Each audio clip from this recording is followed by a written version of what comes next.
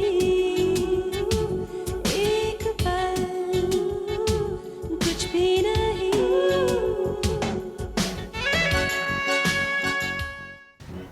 अगर इसी तरह घर छोड़कर यहां चले आना था तो अपने हाथ के बने खाने की आदत तो नहीं डलवानी थी। अगर आपको ये आदत निभानी हो तो हमारे घर के दरवाजे आपके लिए हमेशा खुले रहेंगे। इसी वसीयत की वजह से केशव और राव साहब दोनों के कत्ल हुए और इन दोनों कत्ल में मुझे करण की बहुत बड़ी साजिश लग रही है। सभी बच्चों के लेटर्स यहाँ आते हैं। आप लोगों के लेटर तो छोड़िए, आप लोगों ने सोनू के खत का जवाब तक नहीं दिया। माफ कीजिएगा, मुझे मजबूरन ये कहना पड़ रहा है कि बोर्डिंग स्कूल और अनाथ आश्रम में फर्क होता है। मेरी हमेशा ये कोशिश रहेगी कि तुम दोनों इकट्ठे हो जाओ और इस चीज में मैं तुम्हारी मदद जरूर करूंगी, चाहे तुम्हें अच्छा लगे या बुरा। जल्द से जल्द वो ड्राइवर मेरे सामने हाजिर हो जाए, नहीं तो तुम्हारा वो हश्र होगा जो तुम नहीं देखना चाहते। कल मुझे सोनू की याद सता रही थी और मैंने ये डिसाइड किया कि मैं एक दिन के लिए सोनू को मिलने पंचकनी जाऊंगी।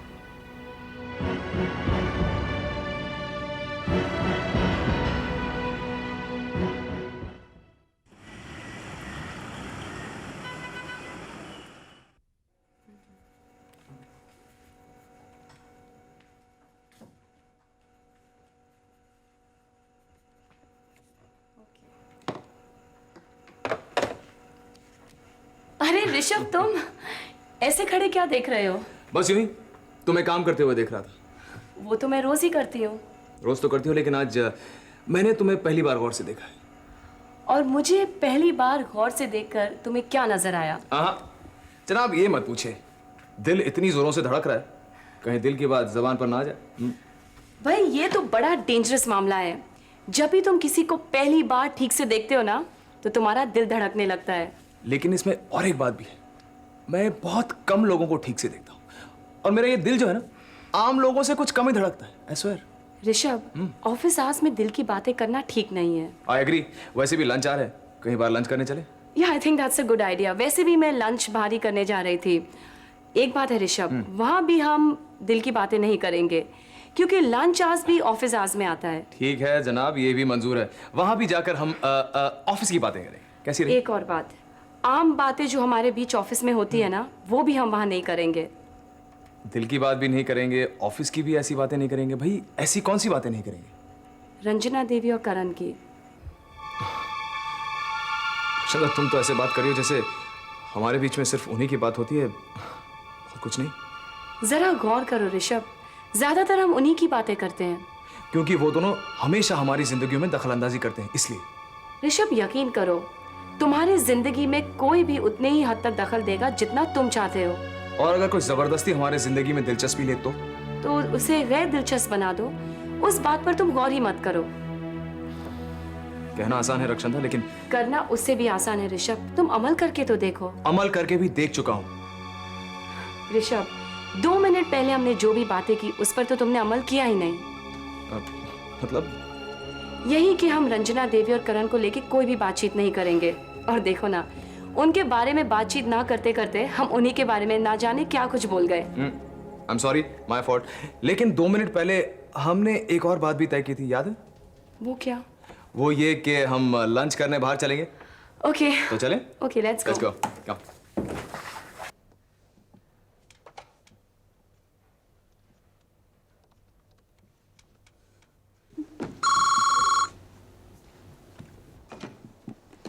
हेलो, कौन बोल रहा है? तो तू भी चाल चल गई हैं? कौन बदतमीज बात कर रहा है? अरे मैं बोल रहा हूं, मैं शंकर। अभी तक तूने मेरी बदतमीजी देखी कहां है? क्योंकि अभी तक तो मैंने तुझसे सिर्फ प्यार ही किया है और तू है कि अपनी मेम साहब की सगी बनी बैठी हुई है।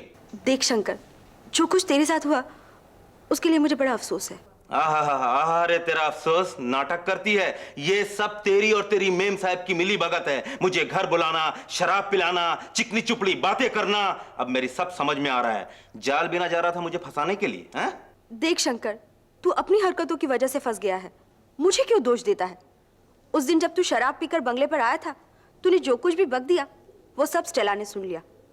तुम्हें तो पता है स्टेला के कान कितने तेज है। उसने वो सब जाके मेम साहब को बता दिया। फिर मेम साहब के सामने मेरी पेशी हो गई और उन्होंने मुझे हुक्म दिया कि मैं तुम्हें बंगले पर बुलाकर शराब पिलाऊं।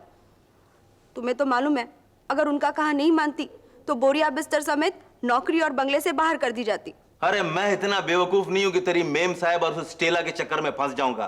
फंस तो तेरी मेम साहब गई है, अब तो देखना कि मैं उसका क्या हाल करता हूं। क्या करेगा तू? जो मेरे दिल में आएगा मैं वो करूंगा, क्योंकि मेरे हाथ में लॉटरी लग गई है रानी। देख शंकर, ज्यादा हवा में उड़ मत। जो कुछ भी पैसे मेम साहब दे रही है वो लेकर उन्हें वो कागजात दे दे और छुट्टी कर दे। ये कुछ पैसे का मामला नहीं है। तेरे मेम साहब को अगर वो बंगला चाहिए तो उसे पहले मेरे वास्ते एक महल बनवाना पड़ेगा, समझी क्या? अब मैं तेरे मेम साहब का वो हाल करूंगा कि तू भी देखती रह जाएगी, क्योंकि मैं पूरी तरीके से कमीनापन पे उतर गया। क्या तेरा ही नाम शंकर है?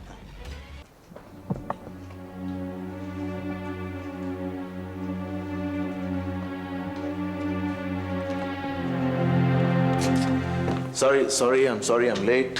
कहाँ थे बेटा, इतनी देर हो गई? तुम तो कभी लेट नहीं आते। नहीं, वो ड्राइवर रात भर शराब पीता रहता है, सुबह उठता नहीं है। और निकाल बाहर करो उससे। उसकी लापरवाही क्यों बर्दाश्त करते हो? I am sorry mister Bansal. कोई बात नहीं, मुझे कुछ ज़रूरी बात करनी थी, इसलिए मैंने आपको तकलीफ दी। फरमाइए। मिस्टर करण, शायद मैं आपका ये केस नहीं लड़ पाऊंगा।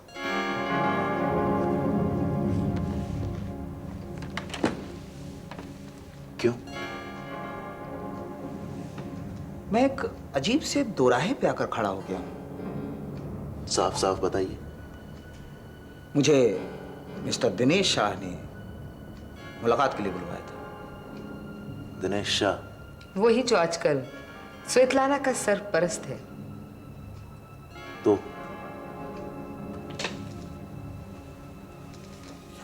उसने बड़े अजीब ढंग से मुझे ये केस छोड़ने के लिए कहा है। अगर मैं ये केस हार जाऊं तो उसने एक बहुत बड़ी रकम देने का वादा किया है। आपके छक्के छूट गए, हवाइयां उड़ गई चेहरे से, वो उड़ गए हाथ के तोते। हाँ?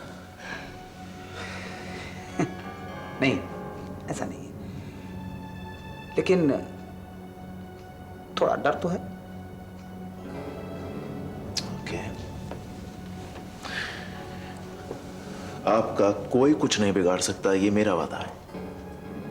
मैं जानता हूं, लेकिन मेरा तो डबल नुकसान है। सुख चैन भी गया और इतनी बड़ी रकम भी हाथ से गई। तो आप फीस बढ़ाने की बात कर रहे हैं? नहीं, मैं ऐसी बात नहीं कर रहा हूं, लेकिन कम से कम एक नुकसान को तो कंपनसेट करना ही चाहिए। कल अगर हमें दूसरा वकील मिल जाए और आपकी आधी फीस पे केस लड़ने के लिए तैयार हो जाए, तो क्या असूलन हमें आपको हटा देना चाहिए? आप लोग फिर से सोच लीजिए। नहीं मिस्टर बंसल, हम लोगों ने सोच के रखा है। आप केस पर काम चालू रखिए, आपको मुंह मांगे पैसे दिए जाएंगे। शाह, दिनेश शाह।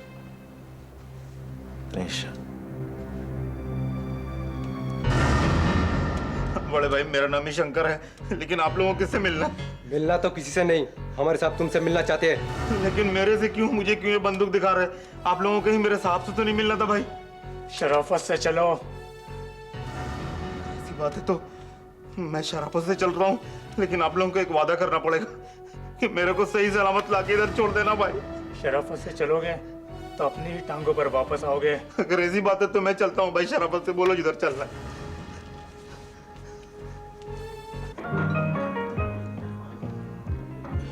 रितु, देखो तुम अपना मूड मत खराब करो। जो हुआ उसे भूल जाओ। भूल जाओ? कैसे भूल सकती हूँ सुनील? तुम्हारे आने से पहले मेरी जिंदगी को सिर्फ पापा का भरोसा था। वही एक रिश्ता था जो मुझे लगता है कि मेरी परवाह करेगा। उन्होंने जो आज किया है वो... तुम ओवर रिएक्ट कर रही हो रितु। मैं फिर भी अंडर रिएक्ट कर रही हूँ। तुम नहीं जानते सुनील, मुझ पर कैसी बिजली गिर गई है। तुम्हारे इतने महीनों का प्यार मैं फिर भी भूल सकती हूँ, लेकिन पापा की नजर में जो आज नफरत दिखाई दी उसे मैं कभी नहीं भूल सकती। बाप रे बाप, बाप रे बाप। तुम लोगों के भरोसे का रंग इतना हल्का होता है रितु? हालात का एक उबाल आया नहीं कि धुल गया। तुमसे ज्यादा भरोसा तो मुझे मिस्टर मल्होत्रा पर है। तुम सिर्फ मुझे बहलाने की बात कर रहे हो। जब पापा घर से निकालने की जिद कर रहे थे ना, तो खून तो तुम्हारा भी खौल गया था। हाँ नहीं, मेरे खून के तापमान में ऐसा कोई उतार चढ़ाव नहीं आया, क्योंकि मैं उस घर को अच्छी तरह समझता हूँ। मैं ये भी समझता हूँ कि उनका बिहेवियर सिर्फ एक ही बात जाहिर कर रहा था कि किसी वजह से वो हमें वहां से जाने की सलाह दे रहे थे, क्योंकि वो नहीं चाहते थे कि हम वहां रुके। और वो क्यों नहीं चाहते थे ये मैं तुम्हें बताती हूँ। शीला आंटी ने पापा को पूरी तरह से काबू में कर लिया है। तलाक तो अब हो ही रहा है, इसलिए धीरे धीरे उन्होंने पापा को अपने हर पुराने रिश्ते से अलग करना शुरू कर दिया है। देखना, एक दिन पापा मुझे भी भूल जाएंगे। देखना मुझे नहीं है, देखना तुम्हें कि ऐसा कुछ भी नहीं होने वाला। यह इंसानी फितरत है कि जब एक दर्द मिलता है ना, तो आदमी उसमें हादसा ढूंढना शुरू कर देता है। मैं तुम्हारी शीला आंटी को भी जानता हूँ, तुम्हारे डैडी को भी जानता हूँ, और तुमसे ज्यादा बेहतर समझता हूँ, बखूबी जानता हूँ। तो फिर तुम्हें क्या लगता है सब क्या हुआ होगा? ओके, बैठकर लिस्ट बनाते हैं कि जैसा तुम सोचती हो उसके अलावा उस घर में क्या क्या हो सकता है। करीब 10-20 संभावनाओं की लिस्ट तो बनी जाएगी। कैसी संभावना है? भाई, एक घर की चारदीवारी में जो जो मुमकिन हो सकता है। हो सकता है कि जब हम वहां पहुंचे हों तो उस वक्त उनके बीच में कोई बहस या कोई झगड़ा चल रहा हो। और मैं कितने दिल से पापा को तुम्हारी दी हुई अंगूठी दिखाने गई। रितु, देख, हर आदमी की जिंदगी हर अलग अलग समय में अलग अलग जज्बात से होकर गुजरती है ना? अब ये जरूरी तो नहीं कि दूसरे आदमी की जिंदगी उसी समय आपकी जिंदगी का सुर पकड़ ले। गलत होगा ना। हाय रितु। हाय। हाय मेरा। हाय सुनी, मुझे तुमसे अकेले में बात करनी है। अकेले? भाई, जो कहना है रितु के सामने कहो तो ठीक है, नहीं तो वरना फिर कभी। नहीं सुनील, तुम बैठकर मेधा से बातें करो, मैं बस अभी आती हूँ। नहीं, तुम अकेले कैसे जाओगे? मैं भी आता हूँ तुम्हारे साथ। नहीं सुनील, प्लीज तुम दोनों बात करो। जब तक मेधा की बात खत्म हो जाती है तब तक मैं वापस आ जाऊंगी। और जब तक ना हो तुम यहीं बैठो, मैं यहीं आऊंगी। यहीं आओगे ना? पक्का? या, थैंक्स। Waiting for you.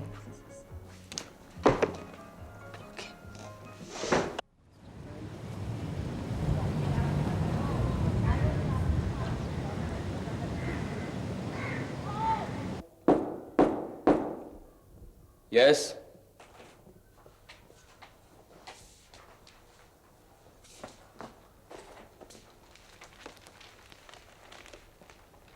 साहब जी, मुझे यहाँ क्यों लाया गया? क्योंकि हम तुमसे मिलना चाहते थे। साहब जी, लगता है कोई बहुत बड़ी गलतफहमी हो गई है। मैं एक ड्राइवर आदमी, मेरा आना जाना ऐसी जगहों पे, लगता है आप मेरे साहब से मिलना चाहते होंगे। हाँ, उनका ऐसी जगह आना जाना है। लेकिन देखिए ना, आपके लोग मुझे उठा के ले आए यहाँ पे। मैं तो आपको जानता भी नहीं साहब, और आप भी मुझे नाचिस को जानना नहीं चाहते होंगे। तुम्हें जानना पड़ रहा है शंकर, और उसके लिए तुम ही मुझे मजबूर कर रहे हो। मैंने आपको मजबूर? कैसी बात कर रहे हैं साहब, मैं गरीब आदमी हूँ। और अमीर बनने का बहुत शौक है आपको, है ना? कैसे भी कुछ भी करके। क्यों? नहीं साहब, शरीफ आदमी हूँ, सीधा साधा आदमी हूँ। सीधे साधे लोग दूसरों की वसीयत अपने पास नहीं रखते। आप कौन सी वसीयत की बात कर रहे हैं साहब? मेरे कुछ समझ में नहीं आ रहा। देखो शंकर, पहले तुमने मुझे मजबूर किया कि मैं तुमसे जान पहचान बढ़ाऊं, और अब तुम मुझे मजबूर कर रहे हो कि समझाऊं कि मैं क्या कह रहा हूं। बहुत बड़े बड़े रिस्क ले रहे हो तुम। भाई जी, आपके लोगों ने मुझसे वादा किया है कि मेरे ऊपर किसी किस्म की कोई संकट नहीं आएगी।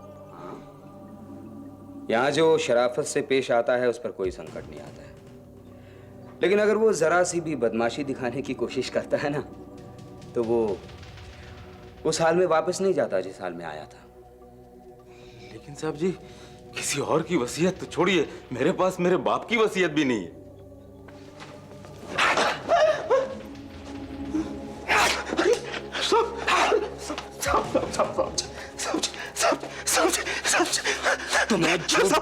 तुम्हें झूठ बोलने की आदत है, मुझे झूठ सुनने की नहीं। केशव मल्होत्रा साहब की वसीयत बोला मेरे पास कैसे? साहब जी। केशव मल्होत्रा की वसीयत, इसका जिक्र मैंने तो तुमसे नहीं किया। देखो, फिर तुमने झूठ बोला तो तुम्हारा हलक दबा दूंगा, और मैं झूठ नहीं बोलता। बोलो, तुम्हारे पास बोलता हूँ सब।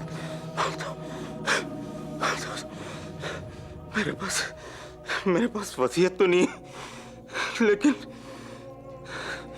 उस वसीयत की नकल है मेरे पास।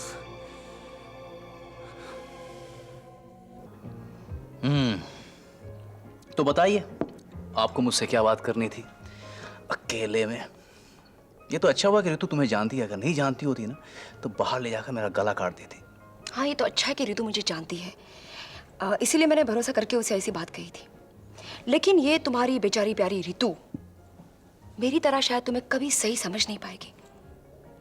तुम दरअसल क्या हो ये अब धीरे धीरे मेरी समझ में आ रहा है। ये तो जरा नवाजी है आपकी मोहतरमा की, मुझे इतने बरस समझने के बाद भी आपने कोशिश नहीं छोड़ी। क्या मैं इतनी पेचीदा चीज हूँ, ये मुझे बिल्कुल नहीं पता था। तुम बखूबी जानते हो कि तुम क्या हो और कब क्या और क्यों कर रहे हो, लेकिन तुम्हारी ये असलियत मुझे अब नजर आने लगी है। Are you serious? ये सारी बातें तुमने मजाक में कही है ना मेधा? मजाक तो तुमने कर दिया अपनी दोस्ती का सुनील। तुम एकनाथ के दिमाग में मेरे खिलाफ जहर घोल रहे हो। मेरे और ऋषभ के रिश्ते को लेकर तुम इसे भड़का रहे हो सुनील। वाहियात बात करी हो तुम मेधा। तुम्हारी सोच, तुम्हारी समझ दिन ब दिन घटिया होती जा रही है। यह आरोप तुम पर लागू होता है। तुम्हें मेरा प्यार हासिल नहीं हुआ। पहले तुम्हें मेरा और ऋषभ का प्यार बर्दाश्त नहीं होता था, अब तुम्हें मेरा और एकनाथ का रिश्ता फूटी आंख नहीं पाता, तो अब तुम उसे बर्बाद करने चले हो, है ना? वाह, यानी मैं मेधा नाम का इकलौता मकसद लेकर पैदा हुआ। ये बेसिर पर के इल्जाम तुम्हारे दिमाग के दलदल की उपज है मेधा। तुम मेरी असलियत मत ढूंढो, तुम अपनी हकीकत समझो। ये जो आजकल तुम एकनाथ को ऋषभ मल्होत्रा बनाने की जद्दोजहद में लगे हो, क्या ये झूठ है? नहीं, क्या ये सच नहीं है कि ऋषभ मल्होत्रा के प्यार से तुम बाहर नहीं आ पाई हो? मैं एकनाथ को जानता हूं, मैंने उसको बहुत नजदीक से देखा है। तुम उसका पहला प्यार हो मेधा, मैंने उसकी छटपटाहट देखी है। सुनील प्लीज, तुम्हें मेरे किसी भी रिश्ते में दखल देने की कोई जरूरत नहीं। मैं दखल दूंगा मेधा, अगर उसमें मेरा दोस्त एकनाथ शामिल है तो तुम्हें उसके इमोशन के साथ खिलवाड़ करने की इजाजत कतई नहीं मिलेगी। ये दोस्ती की आड़ में पहले भी तुम एक बार ऐसा कुछ कर चुके हो। हाँ? अगर तुम्हारी दखल अंदाजी नहीं होती ना तो आज मेरा और ऋषभ का रिश्ता टूटता नहीं। हाय। हाय। आओ। कैसे बेटा? Sunil, how are you? शान की खातिर जान की बाजी, मान की खातिर ईमान की बाजी।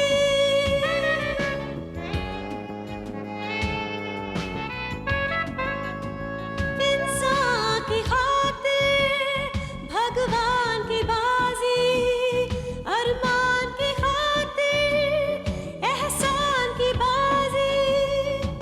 वो क्या जीते ये क्या हारे, दिन छोटा सा